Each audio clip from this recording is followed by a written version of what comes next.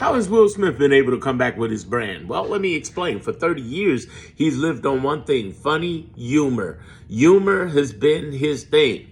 He's basically done a great job at standing up and really making people feel great, laugh, encouraged, and that's tens of millions of people. So one incident does not kill your brand, believe it or not. You can hurt it really bad repeatedly if you beat it down, like Kanye did. Kanye beat his brand down with that whole, I can't even say it, Yahtzee stuff. You know what I mean?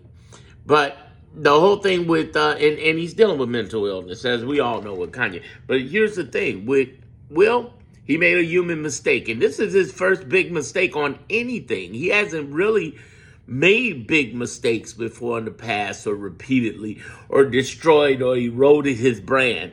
So the idea is that could he come back? Could he charm back into the lives? And he can, as long as he doesn't go in that other direction, slap again, which we know he's not gonna do. He's gonna come back bigger than ever. I knew he would.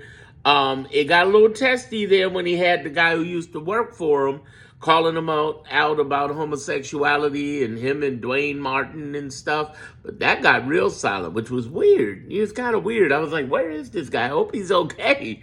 But what I want you to understand is that the bigger part of your brand in your business is your ability to make human mistakes and come back. You come back bigger than ever before. This has happened before, where people make these human mistakes. They make these mistakes and they come back bigger than ever before. It's not the first time. And I encourage you to understand that there are times you're going to have slip of the tongue. You're going to make mistakes. You're going to screw things up, and you still come back. That's why it's important to know what a brand really is, because it's not pretty websites and logos. It's basically the ability to become the only emotional solution. And the way you do that is through your stories, through your personal stories, your business stories, how you got into business, and your product or service stories. And you'll be able to tell those things. You can always come back.